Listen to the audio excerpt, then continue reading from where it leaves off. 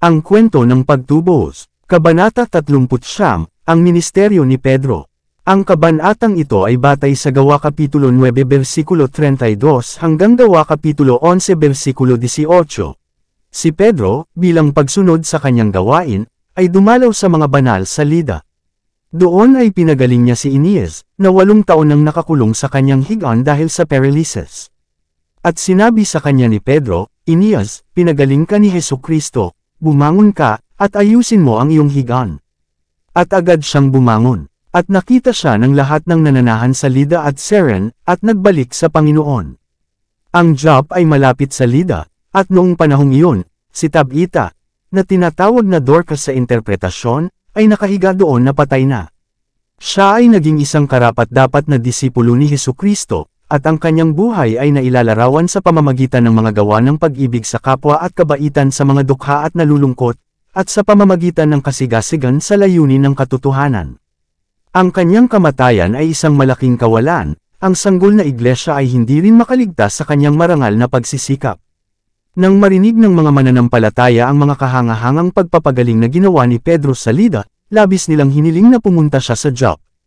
Ang mga mensahero ay ipinadala sa kanya upang hilingin ang kanyang presensya doon.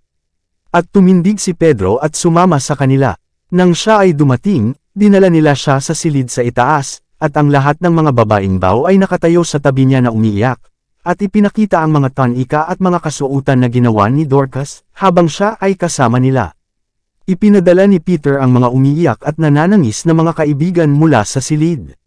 Pagkatapos ay lumuhad siya at same time na nanalangin sa Diyos na ibalik ang buhay at kalusugan sa walang palso na katawan ni Dorcas, at iniharap siya sa katawan at sinabi, Tabita, bumangon ka. At idinilat niya ang kanyang mga mata, at nang makita niya si Pedro, ay naupo siya. At ibinigay niya sa kanya ang kanyang kamay, at itinaas siya, at nang matawag niya ang mga banal at mga babaeng balo, ay ipinakita siyang buhay.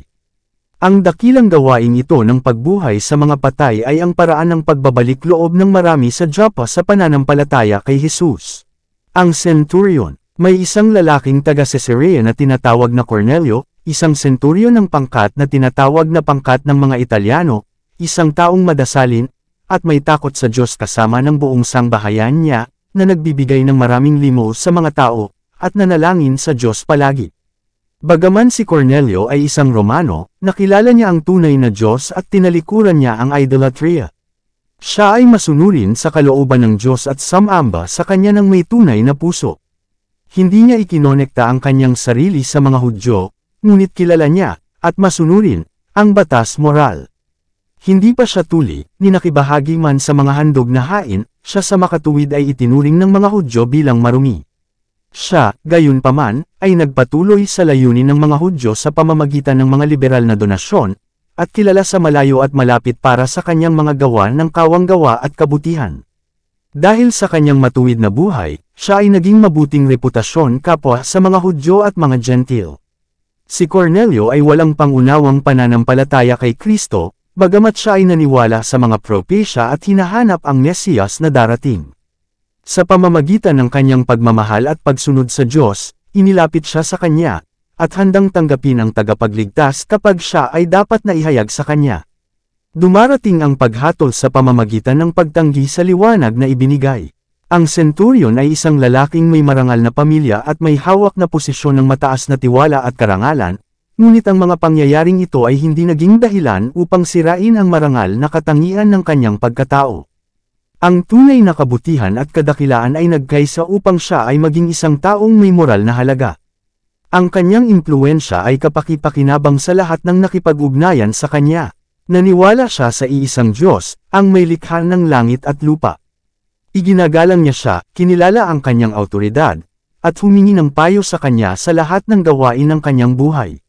Siya ay tapat sa kanyang mga tungkulin sa tahanan gayon din sa kanyang opisyal na mga responsibilidad, at nagtayo ng altar ng Diyos sa kanyang pamilya. Hindi siya nang ahas na isagawa ang kanyang mga plano, at pasanin ang pasanin ng kanyang mabibigat na responsibilidad, nang walang tulong ng Diyos, kaya nga nanalangin siya ng gusto at same time para sa tulong na iyon. Pananampalataya ang nagmarka sa lahat ng kanyang mga gawa, at itinuring siya ng Diyos para sa kadalisayan ng kanyang mga kilos, at kanyang pagiging mapagbigay, at lumapit sa kanya sa salita at espiritu. Bumisita ang anghel kay Cornelius. Habang nagdarasal si Cornelio, nagpadala ang Diyos ng isang mensahero sa langit, na tinawag siya sa kanyang pangalan. Natakot ang centurion, ngunit alam niya na ang anghel ay sinugo ng Diyos upang turuan siya, at nagsabi, "Ano ito, Panginoon?" At sinabi niya sa kanya, "Ang iyong mga panalangin at ang iyong mga paglilimos ay umahan na bilang alaala sa harap ng Diyos. At ngayon magsugo ka ng mga tao sa Joppe, at ipatawag mo ang isang Simon, na may pamagat na Pedro, siya'y nanunuluyan sa isang Simon na mangungulti, na ang bahay ay nasa tabi ng dagat, siya ang magsasabi sa iyo kung ano ang dapat mong gawin." Dito muling ipinakita ng Diyos ang kanyang pagpapahalaga sa ministeryo ng Ebanghelyo, at para sa kanyang organisadong simbahan. Hindi ang kanyang anghel ang nagkwento ng krus kay Cornelio. Ang isang tao, na gaya ng kanyang sarili sa mga kahinaan at tukso ng tao, ay dapat magturo sa kanya tungkol sa ipinako sa krus, na buhay na mag-uli, at umakyat na tagapagligtas. Ang makalangit na sugo ay ipinadala para sa malinaw na layunin na ilagay si Cornelio na may kaugnayan sa ministro ng Diyos, na magtuturo sa kanya kung paano siya maliligtas at ang kanyang sambahayan. Si Cornelio ay masayang sumunod sa mensahe, at nagpadala kaagad ng mga mensahero upang hanapin si Pedro, ayon sa mga tagubilin ng anghel.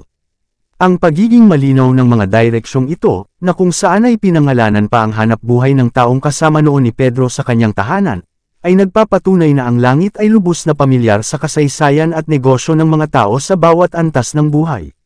Batid ng Diyos ang araw-araw na trabaho ng abang manggagawa, gayon din ang hari sa kanyang trono.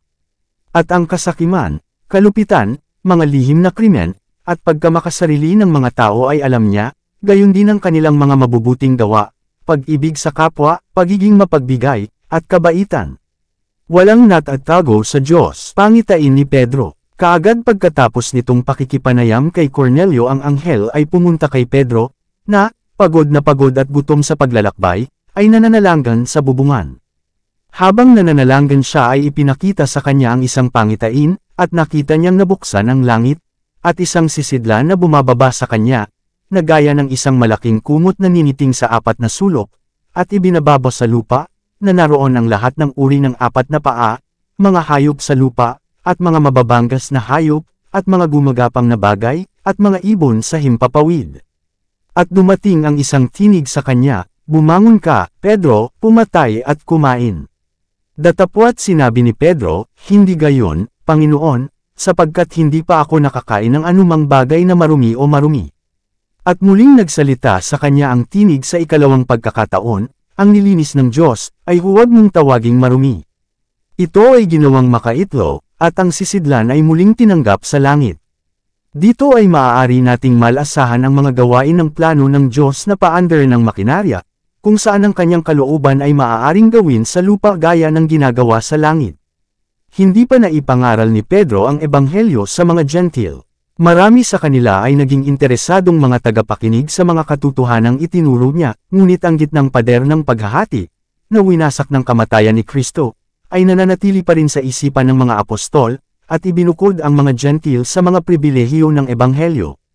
Tinanggap ng mga Griyegong Hudyo ang mga pagpapagal ng mga apostol, at marami sa kanila ang tumugon sa mga pagsisikap na iyon sa pamamagitan ng pagyakap sa pananampalataya kay Jesus, ngunit ang pagbabagong loob ni Cornelio ay ang unang mahalaga sa mga Gentile.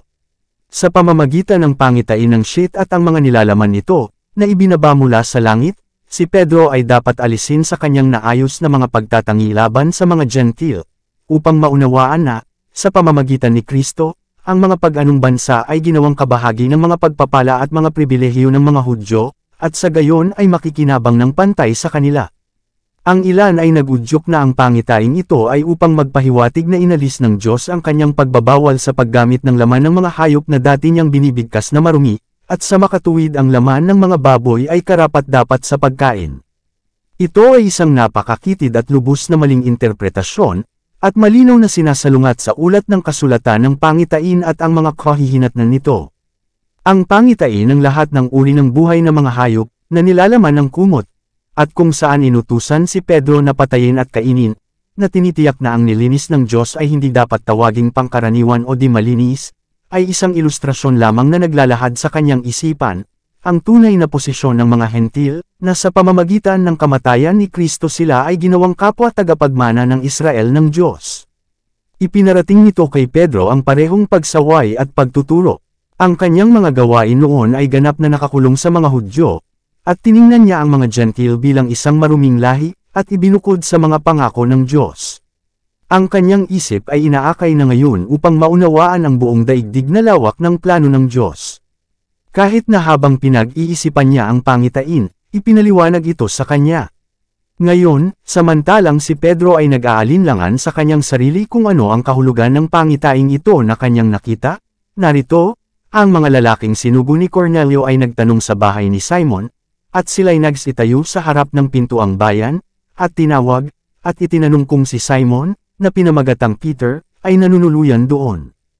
Habang iniisip ni Pedro ang pangitain, sinabi sa kanya ng Espiritu, narito, hinahanap ka ng 3 lalaki. Bumangon ka nga, at bumaba ka, at sumama ka sa kanila, na walang pag-aalinlangan, sapagkat sila'y aking sinugo. Ito ay isang pagsubok na utos kay Pedro, ngunit hindi siya nang ahas na kumilos ayon sa kanyang sariling damdamin, at sa makatuwid ay bumaba mula sa kanyang silid at tinanggap ang mga mensahero na ipinadala sa kanya mula kay Cornelio. Ipinaalam nila sa apostol ang kanilang natatanging gawain, at, ayon sa utos na natanggap niya mula sa Diyos, kaagad siyang pumayag na samahan sila kinabukasan.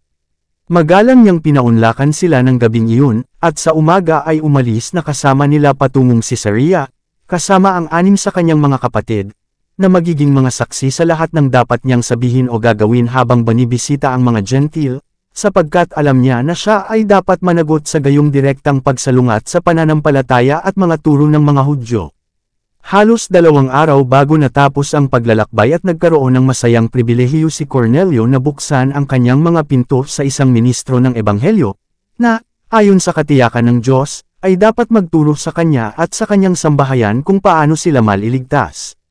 Habang ang mga mensahero ay nasa kanilang gawain, tinipon ng senturyon ang lahat ng kanyang mga kamag-anak na madaling marating, upang sila, gayon din siya, ay maturuan ng katotohanan. Nang dumating si Pedro, isang malaking pulutong ang nagtipon, na sabik na naghihintay na makinig sa kanyang mga salita. Ang pagbisita kay Cornelius. Sa pagpasok ni Pedro sa bahay ng mga Gentil, hindi siya binati ni Cornelio bilang isang ordinaryong bisita, ngunit bilang isang pinarangalan ng langit, at ipinadala sa kanya ng Diyos.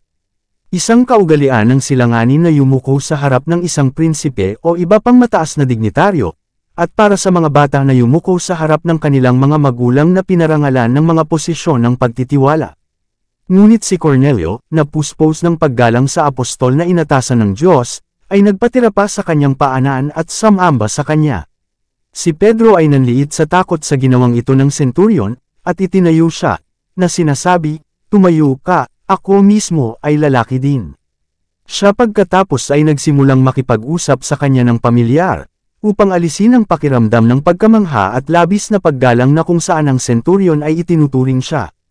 Kung si Pedro ay pinagkalooban ng awtoridad at posisyon na ipinagkaloob sa kanya ng simbahang Romano-Katoliko, hinikayat niya, sa halip na suriin, ang pagsamba kay Cornelius. Ang tinaguriang mga kahalili ni Pedro ay nangangailangan ng mga hari at emperador na yumuko sa kanilang paanan, ngunit si Pedro mismo ay nag-claim na siya ay isang nagkakamali at nagkakamali na tao.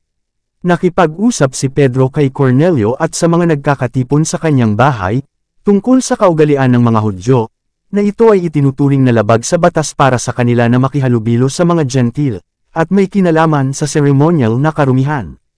Hindi ito ipinagbabawal ng batas ng Diyos, ngunit ang tradisyon ng mga tao ay ginawa itong isang umiiral na kaugalian.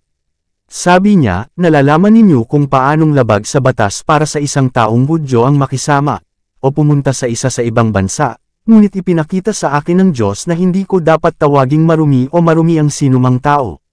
Kaya't naparito ako sa inyo nang hindi sumasalungat, nang ako'y ipatawag, itinatanong ko nga kung ano ang inyong ipinatawag sa akin.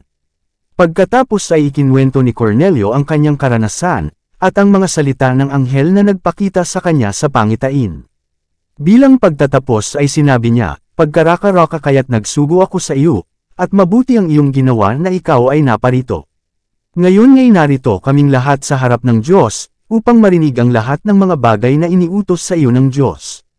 Nang magkagayoy, ibinuko ni Pedro ang kanyang bibig, at sinabi, tunay na natatalastas ko na ang Diyos ay hindi nagtatangi ng mga tao, ngunit sa bawat bansa ang may takot sa kanya, at gumagawa ng katwiran, ay tinatanggap niya. Bagamat pinabura ng Diyos ang mga Hudyo ng higit sa lahat ng iba pang mga bansa, gayunpaman kung itinatakwil nila ang liwanag at hindi namumuhay ayon sa kanilang propesyon, hindi na sila mas mataas sa kanyang pagpapahalaga kaysa sa ibang mga bansa. Ang mga kabilang sa mga Gentile na, tulad ni Cornelio, ay may takot sa Diyos, at gumawa ng katwiran, na namumuhay ayon sa kung anong liwanag na mayroon sila, ay mabait na itinuring ng Diyos, at ang kanilang tapat na paglilingkod ay tinanggap. Ngunit ang pananampalataya at kabutihan ni Cornelio ay hindi magiging perpekto kung walang kaalaman kay Kristo, kaya nga ipinadala ng Diyos ang liwanag at kaalamang iyon sa kanya para sa higit pang pag-unlad ng kanyang matuwid na pagkatao. Marami ang tumatangging tumanggap ng liwanag na ipinadala sa kanila ng probidensya ng Diyos, at, bilang dahilan sa paggawa nito, ay sinipi ang mga salita ni Pedro kay Cornelio at sa kanyang mga kaibigan, ngunit sa bawat bansa ang may takot sa kanya, at gumagawa ng katwiran, ay tinatanggap. Kasama siya, pinaninindigan nila na walang kabuluhan ang pinaniniwalaan ng mga tao, hanggat ang kanilang mga gawa ay mabuti. Ang mga ganyan ay mali, ang pananampalataya ay dapat magkaisa sa kanilang mga gawa. Dapat silang sumulong sa liwanag na ibinigay sa kanila. Kung dinadala sila ng Diyos na may kaugnayan sa kanyang mga lingkod na tumanggap ng bagong katotohanan, na pinatunayan ng salita ng Diyos, dapat nilang tanggapin ito ng may kagalakan. Ang katotohanan ay nagpapatuloy. Ang katotohanan ay pataas. Sa kabilang banda, ang mga nagsasabing ang kanilang pananampalataya lamang ang magliligtas sa kanila ay nagtitiwala sa isang lubod ng buhangin, sapagkat ang pananampalataya ay pinalalakas at ginagawang perpekto sa pamamagitan lamang ng mga gawa. Tinanggap ng mga Gentile ang banal na espiritu. Ipinang-aral ni Pedro si Jesus sa pangkat na iyon ng matulungin na mga tagapakinig, ang kanyang buhay, ministeryo, mga himala, pagkakanulo, pagpapako sa krus, pagkabuhay na maguli, at pag-akyat sa langit, at ang kanyang gawain sa langit bilang kinatawan at tagapagtanggol ng tao, na magsumamo alang-alang sa makasalanan. Habang nagsasalita ang apostol, ang kanyang puso ay nagningning sa espiritu ng katotohanan ng Diyos na kanyang inihaharap sa mga tao. Ang kanyang mga tagapakinig ay nabighani sa doktrinang kanilang narinig, sapagkat ang kanilang mga puso ay nakahandang tumanggap ng katotohanan. Ang apostol ay nag-ambala ng pagbaba ng Espiritu Santo, tulad ng ipinakita sa araw ng Pentecost. At silang sa pagtutuli na nagsisampalataya ay nangagtaka, ang lahat ng dumating na kasama ni Pedro, sapagkat ibinuhos din naman sa mga Gentil ang kaloob na Espiritu Santo. Sapagkat narinig nilang nagsasalita sila ng mga wika, at dinadakila ang Diyos. Nang magkagayoy sumagot si Pedro, maaari bang ipagbawal ng sinoman ang tubig, upang huwag mabautizamuhan ang mga ito, na nagsitanggap ng Espiritu Santo na gaya natin? At ipinag-utos niya na sila'y magpabautismo sa pangalan ng Panginoon. Pagkatapos ay ipinanalangin nila siya na manatili ng ilang araw. Ang pagbaba ng Espiritu Santo sa mga Gentil ay hindi katumbas ng binyag. Ang mga kinakailangang hakbang sa pagbabalik loob, sa lahat ng pagkakataon, ay pananampalataya, pagsisisi, at bautismo. Kaya ang tunay na simbahang Kristiyano ay nagkakaisa sa isang Panginoon, isang pananampalataya, isang bautismo. Ang iba't ibang ugali ay nababago sa pamamagitan ng pagpapabanal ng biyaya, at ang parehong natatanging mga prinsipyo ang kumokontrol sa buhay ng lahat. Si Pedro ay sumuko sa mga pakiusap ng mga sumasampalataya na mga Gentil, at nanatili sa kanila ng isang panahon, na ipinangangaral si Jesus sa lahat ng mga Gentil doon sa paligid. Nang marinig ng mga kapatid sa Judea na si Pedro ay nangaral sa mga Gentil, at nakipagkita sa kanila at kumain na kasama nila sa kanilang mga bahay, sila ay nagulat at nasaktan sa gayong kakaibang mga galaw sa kanyang bahagi. Nangangamba sila na ang gayong landasin, na mukhang mapangahas sa kanila, ay malamang nasalungat sa sarili niyang mga turo. Nang sila'y dalawi ni Pedro, ay sinalubong nila siya na may mahigpit na sambat, na sinasabi, ikaw ay sumiping sa mga taong hindi tuli, at kumain na kasama nila. Lumaki ang pananaw ng simbahan. Pagkatapos ay tapat na inilatag ni Pedro ang buong bagay sa kanila. Isinalaysay niya ang kanyang karanasan hinggil sa pangitain, at nakiusap na ito ay pinayuhan siya na huwag nang panatilihin ang ceremonial na pagkakaiba ng pagtutuli at di pagtutuli, o tingnan ng mga Gentil bilang marumi, sapagkat ang Diyos ay hindi nagtatangi ng mga tao. Ipinaalam niya sa kanila ang tungkol sa utos ng Diyos na pumunta sa mga Hentil, ang pagdating ng mga mensahero, ang kanyang paglalakbay sa Caesarea, at ang pakikipagpulong kay Cornelio at ang grupo na tinipon sa kanyang bahay. Ang kanyang pag-iingat ay ipinakita sa kanyang mga kapatid mula sa katotohanan na, bagamat inutusan ng Diyos na pumunta sa bahay ng mga Gentil, isinama niya ang 6 sa mga disipulong naroroon noon, bilang mga saksi sa lahat ng dapat niyang sabihin o gawin habang naroon. Isinalaysay niya ang laman ng kanyang pakikipanayam kay Cornelio, kung saan sinabi sa kanya ng huli ang tungkol sa kanyang pangitain, kung saan siya ay inutusan na magpadala ng mga mensahero sa Joppe upang dalhin si Pedro sa kanya, na magsasabi sa kanya ng mga salita kung saan siya, at ang kanyang buong sangbahayan, maaaring maligtas. Isinalaysay niya ang mga pangyayari sa unang pagkikitang ito sa mga Gentil, na nagsasabing, at nang ako ay nagsimulang magsalita, ang Espiritu Santo ay bumaba sa kanila, gaya ng sa atin noong pasimula.